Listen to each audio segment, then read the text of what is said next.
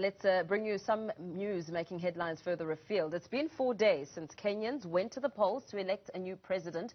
Former Prime Minister Raila Odinga and Deputy President William Ruto are battling it out to succeed President Uhuru Kenyatta. Meanwhile, the electorate have slammed local election officials and international observers for the slow pace of vote counting. The latest reports state that just over a quarter of the votes have been tallied so far. For more on this, we're joined by journalist Zindzi Kibiku in the Kenyan capital, Nairobi. Zindzi, very good evening to you. Thank you so much for joining us on Newzroom Afrika. Official vote tallying has been proceeding slowly. I would imagine that it's fueling some sort of public anxiety. What is the reason behind this slow vote counting? Right, it's good to be speaking with you. So the anxiety that is there is because, honestly, Kenyans are eager to get back to normal activities. Kenyans are eager to get back to work.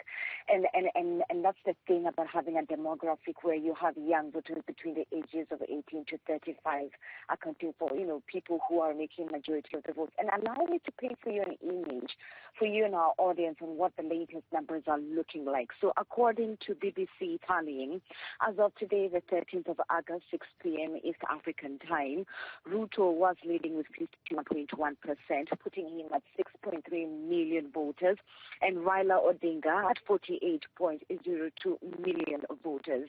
And here's the thing, IEBC has yet to announce the presidential candidates. We have only seen them announce for the other electoral seats.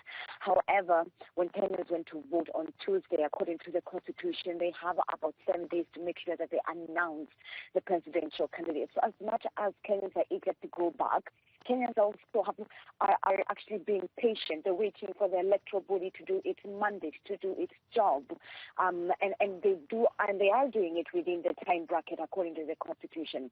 They've been given until Tuesday. And in case, we do go off on a run of, because as you've heard, the numbers I've printed for you in our audience are very tight numbers between Raila Odinga and the outgoing Deputy President, Dr. William Ruto. So if we do go for a runoff, that would mean that we'll have to go back to polls again within 30 days.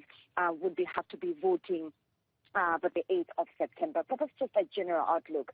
But here's the other thing. I want to remind the audience that Kenyans did not just go out to elect a presidential candidate.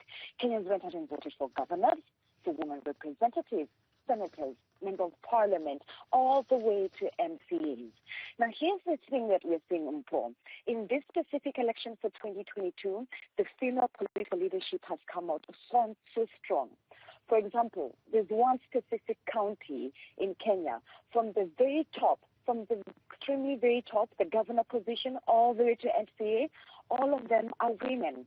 We've seen one specific area where a 24-year-old girl by the name of Lynette Chikorir, who has become the woman representative in that county. What does that say? And it's quite interesting to see how this election is kind of morphing out as Kenyans are patiently waiting for the actual result to come out from IEBC, the Independent Electoral Body Commission. It's quite an encouraging move to have such a young person within the circle there when it comes to obviously looking at the sort of attraction that candidate will have to the youth vote, which is something that has been very important for the candidates running for president.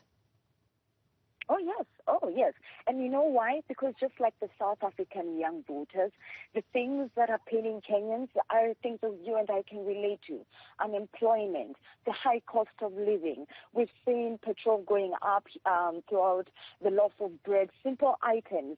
And that's why this election is sort of what is being termed on social media being called boring. Because Kenyans are behaving in a sense where we have gone out to vote. We have voted for our favorite candidate. And you know what we do? We go back to normal. And that's what we are seeing happening this time round. And we are seeing that and this is also rather being translated quite heavily with the leadership. And not just in terms of gender, but even in terms of how young the leadership is. I'll give you an example. The incoming governor of Nairobi, Sakaja Johnson, quite a young man, representing the youth leadership in Kenya. Kenya.